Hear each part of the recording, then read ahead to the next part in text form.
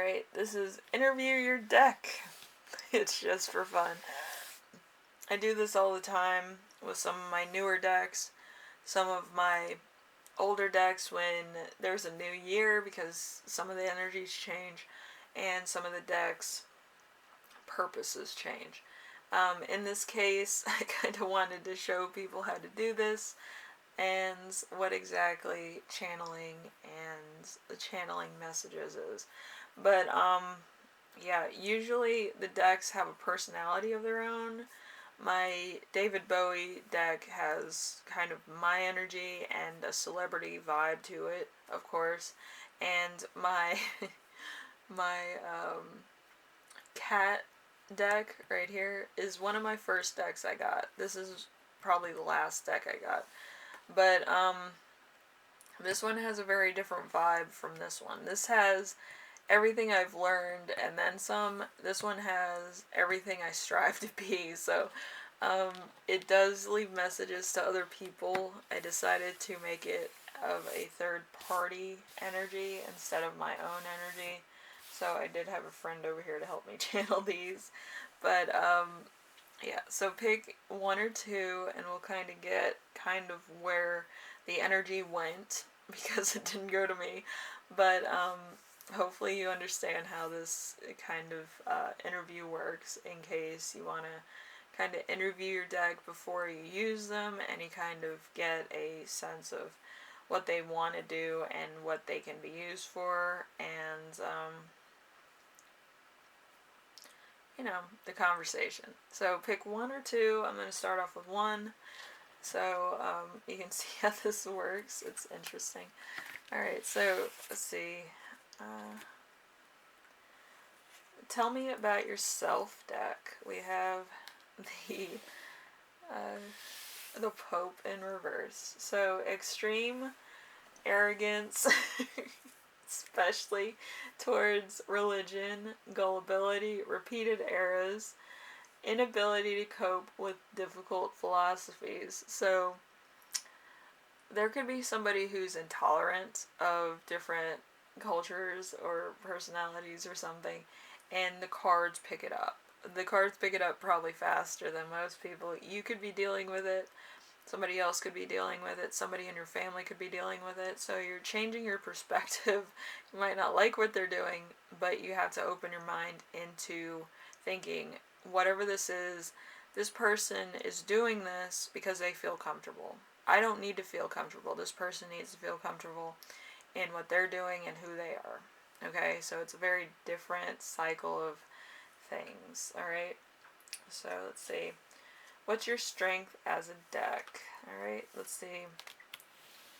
Six of Swords. The Six of Swords is strife and logic, so it's journey, usually pleasant, hoping for a fast solution to a problem, success after many attempts, sometimes a messenger, expedience, and the end of a journey. So this is kind of the end of the journey with this deck as far as I'm concerned. This deck is kind of a little bit finicky like a cat, but it goes through cycles where it'll give me cards that are 100% on point, and then sometimes they kind of adjust to the person that they're about. So in this case, it kind of gets to the point of, you know, my journey. I'm going to say that right now, as far as spirituality and things are. But it shows you when it's going to change and when it's going to speed up. Okay? Also, it's also picking up on the third party, ending their journey. So it is calibrating towards a third party. My journey is not over, however. It's merely beginning into a different point in time, which is very interesting. It's very different. It hurts a lot. It hurts to the point of, I can't really explain it. It's not really a new journey. It's kind of going back into the path and trying to pinpoint different things. Alright. So what are your limits as a deck? We have the Nine of Swords in reverse, Strife and Logic in reverse, so suspicion of a close friend, me. Um, but let's see, imprisonment and gossip, shame, timid, and reasonable fears. I don't have reasonable fears. Some third party does, though. And this card, the Nine of Swords, is kind of like the scaredy cat of the bunch. So somebody's walking on eggshells. Who's ever watching this and you're walking on eggshells, or you're anxious about something, or you feel like tarot card reading is kind of shit, or you're watching this because a friend told you, oh, this is really good, you should watch it. Yeah, burn your friend. Uh, this is kind of a channel I made for myself. People started watching it, and then, like, chaos happened. But usually with tarot card reading, it's to make a point of what could happen, what will happen. It's this type of fortune telling and religion all at the same time for some people. But it's a different way of looking at the world around you. It's making sure that you understand what's coming towards you so that you can be better advised. Some people like to candy coat it or do one topic, which I'm totally fine with. I like to cover many topics and kind of make sure that other people kind of understand that this can be fun as well as, advisable. With Ouija boards, it's not like that. Ouija boards, you get the demons, you get the spitefulness, you also get the point of releasing something into your world that it's an unsettling energy. With tarot card readings, as long as you're settled as a person and you're spiritually connected to your own reality, you can read tarot cards. That's basically what it is. It's the same thing as Ouija, but it's by a different spirit. It's by Pan, the Master of Shadows, which is crazy, but it does work, and that's why I don't like doing angel cards with tarot card readings, because it's kind of like it's kind of morbid, but it's very sacrilege, I think. But anyway, it's a different thing altogether. And it might be hard for some people to be like, oh yeah, this is whatever. But it's a different way of looking at things, for sure. And I know a lot of people are like, I'm Christian, I shouldn't be watching this. If you're Christian and you're watching this, a lot of things done in a Christian church and Christian belief system, there's a few that are a little bit testy, and they say don't do witchcraft, and Jesus Christ kind of did witchcraft, making bread, making fishes, making wine out of water. That's kind of witchcraft. So, we're walking a fine line, aren't we?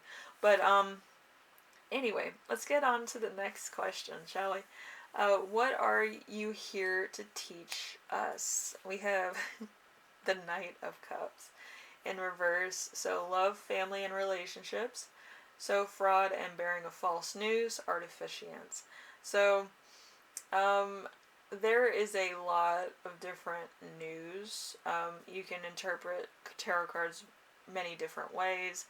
I choose to interpret it more on the basis of this might happen and this might happen.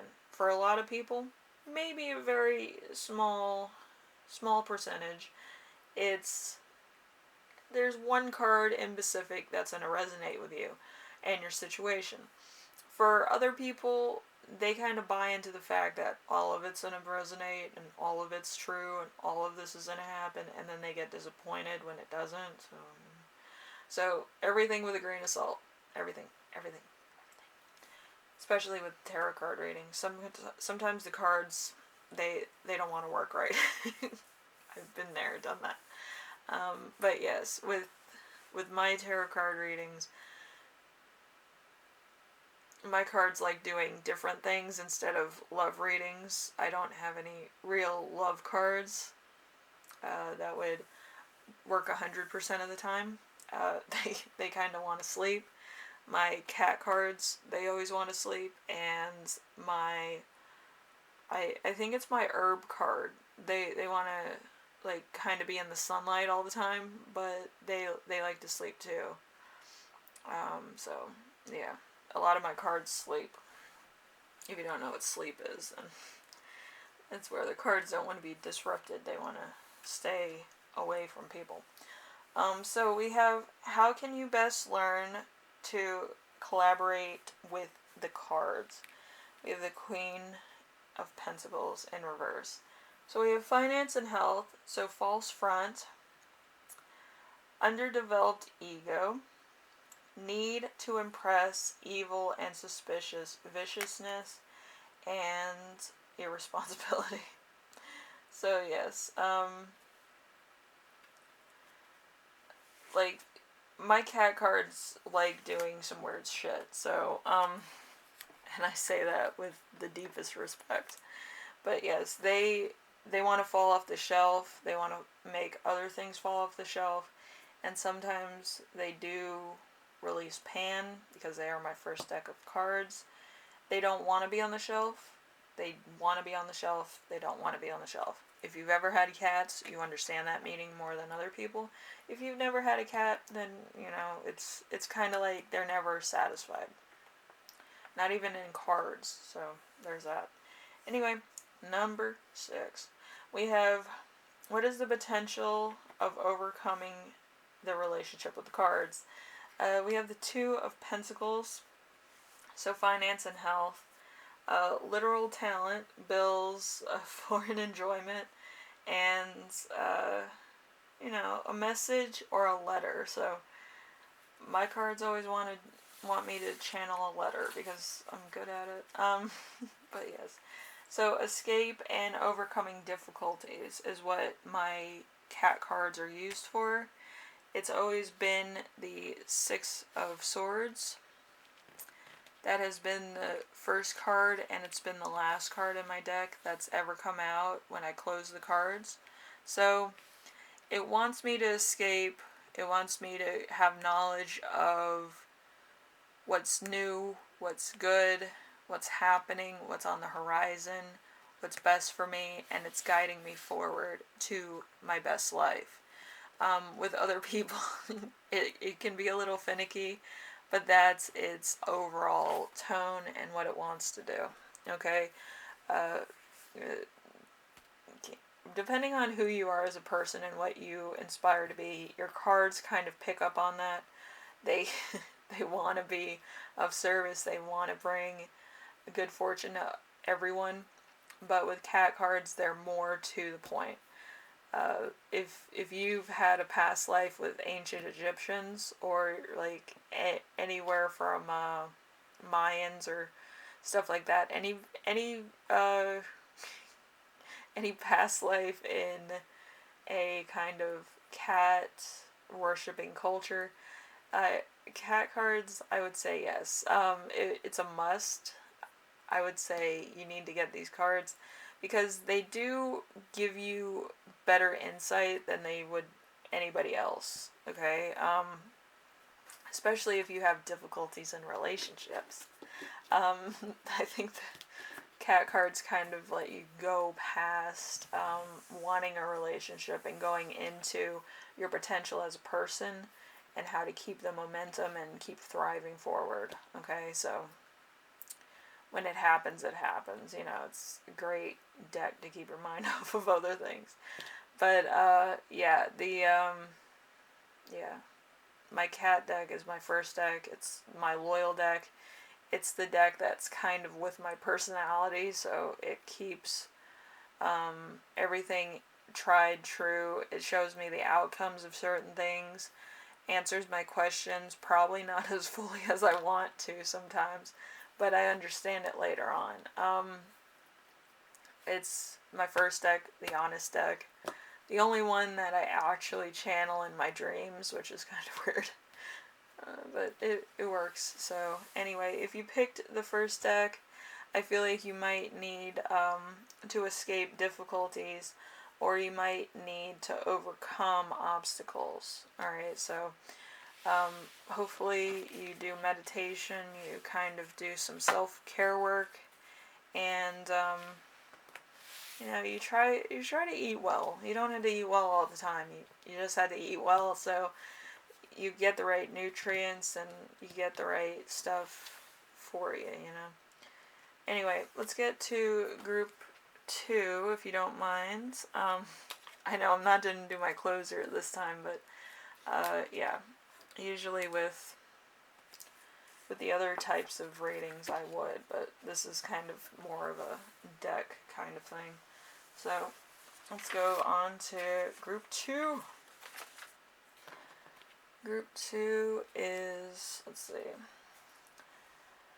tell me about yourself, Starman deck. We have the 8 of Pentacles. The 8 of Pentacles is finance and health. Artistry, quickness of thought, modesty, straight talk. Great personal effort for craft and art and talent. So this was kind of an inspirational deck for David Bowie. It was made by a fan, so it's pretty cool. It always it brings out talents you didn't think you would have, or inspirational things you didn't think you could do with cards. It does answer a lot of questions that are outside the box, a lot of artistry, a lot of things that might have been untangible before kind of open up after you have this deck. It gives you the path in order to cross, and it gives you kind of the journey ahead. Okay, that's basically it. And what you need to do, what you need to be comfortable with, and how to be marketable. I know, people are like, how can a card deck do that? Well, if you channel it right, a lot of the, interpretations can be taken a lot of different ways. But usually in an artist deck, it's more to the point of artists and who they are as people and what they need to do and what they need to be open to. Okay? So it's a difference of opinion for a lot of people, but usually that's what it is. And let's see. Alright, we have, what are your strengths as a deck? We have the Temperance. I always think that this one's calling out to me because it does have Kala or call. So yes, it's always trying to connect. So Temperance. Temperance in reverse is peace and happiness. So chaos, discord, and disharmony, incompatibility, intolerance, frustration, impotence, religious intolerance. So this deck is kind of a little bit of everything. It speaks on a lot of different things that would be taboo, a lot of artist things that are kind of in the realm of, I'm going to do this because it would really piss some people off, but it will be in the papers tomorrow, so let's do that. It's that type of energy. It's not going to be 100%, oh, let's play Mary Had a Little Lamb and see if the crowd catches on to that. No, it's going to be something that really pushes the limits of, artistry. Okay. Alright, number 3, we have, what are your limits as a deck? We have the King of Pentacles. The King of Pentacles is finance and health. A person, grace and charm, and natural leadership, business abilities, intelligence, loyal and successful, courageous, and punctual. So this deck will let you do everything, but it will not be getting any benefit or proceeds from how it helps you. So a lot of people, it will help you, however, on the path to that. So if you're interested in this deck, by all means, it does do a lot of things. Like I said before, it makes the impossible possible. Okay. So number 4, we have what are you here to teach us deck? We have the sun in reverse. Happiness and family. So unhappiness, boredom, laziness, possible a broken relationship, obtainment of a goal and delay, uncertain future. So this is basically the standard deck. It gives you the past, present, and future, as well as some fun things that you could ask it. Who are you going to be? What does your future look like? What does your future spouse look like? Stuff like that. But it but it does have limitations. It can't do that all the time. It does that because it either wants to or it doesn't. And that doesn't really make too much sense. But with this deck, it does get lost. And a lot of the cards switch. A lot of the cards want to stay in one place. And it gets a little weird. This is the only deck that I actually decided to possess. By a ghost. By an actual ghost. And it does do a lot of things that ghosts would. It goes missing. It's hidden under my bed. It gets lost. Some of the cards go missing. And sometimes the energy itself doesn't spin the cards like it's supposed to. So it sleeps. It sleeps kind of for like 12 days. And it's kind of a weird kind of thing. But when I have to wake up the cards, they do wake up. And they do spin. They have kind of the instant pop out of like when you shuffle the deck. They're not shy at all. One of them cut me in the face when I opened the box. So that happened today. It's great when cards fight back. Anyway, so we have how can you best learn to collaborate with your deck. We have the Nine of Cups in reverse. The Nine of Cups in reverse is love, family, and relationships in reverse. So, bad decisions, but also liberty that comes from them, opposition, disputes, difficulties, a false sense of freedom. So, it could be that you're kind of like, oh, I'm free. Dang it. Like, I forgot where that was from. It's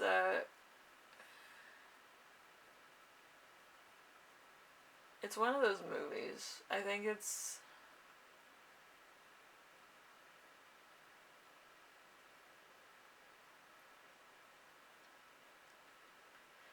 either Emperor's New Groove or like the cartoon version where they had it on TV for a while.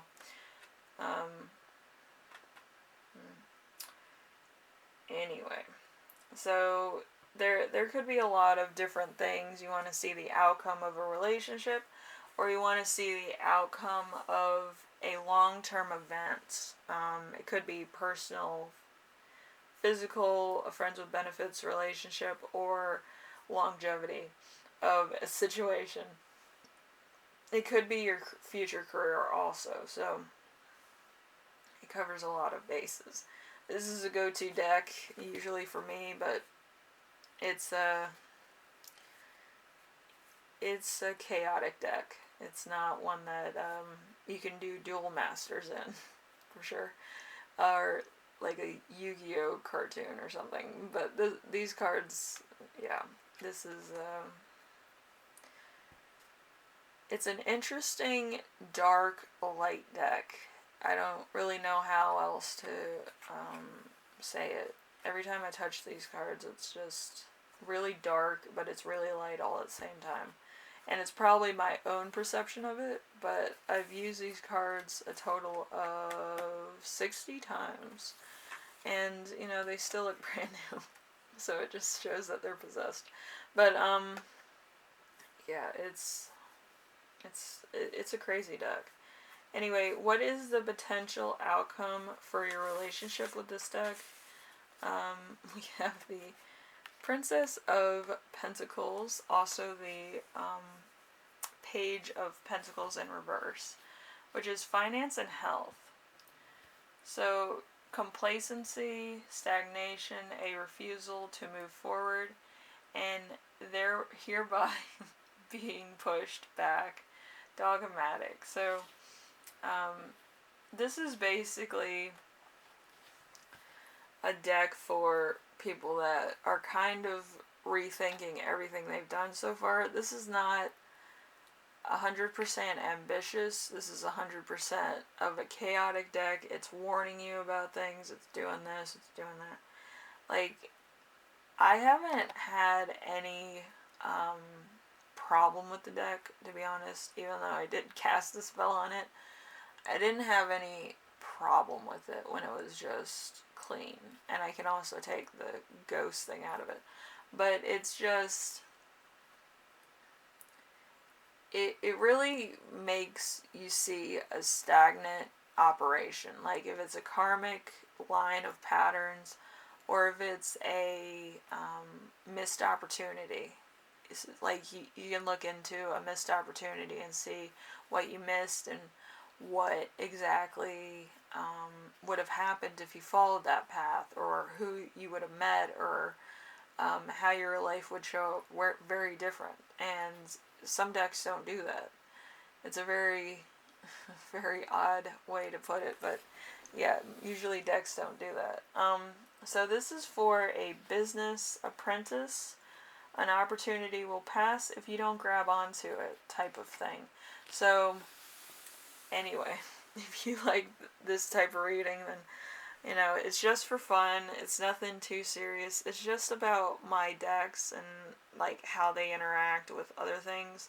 I have one that's a stable deck that's a little bit finicky, which is my cat deck with these cards, and my starman, which, you know, is always, you know, something interesting and new to learn about. But it's always the temperance one that freaks me out. It says call. This one, it's always kind of ready to move on. So I'm going to leave those like that. But yeah, if you're interested in any of these decks, I do have it listed on my page under About, I think, or something about the channel. I'm not sure where it is. It's either on the About portion or it's on some other point on my channel. But yeah, it's probably on the home page if I'm being totally honest. But yeah, it's a difference in decks. It's number 1 on the first day, and this is like number, I think, 8 on some of the last days that I was picking different card decks. I was looking for a bunch of different things, and I came upon this at a bookstore. I came across this one just out of a sheer whim. A friend gave it to me, and I was like, well, I'm gonna do something with it, so I did, and here we are. Okay, anyway, thank you for watching, and I will see you in the next reading, alright? Later.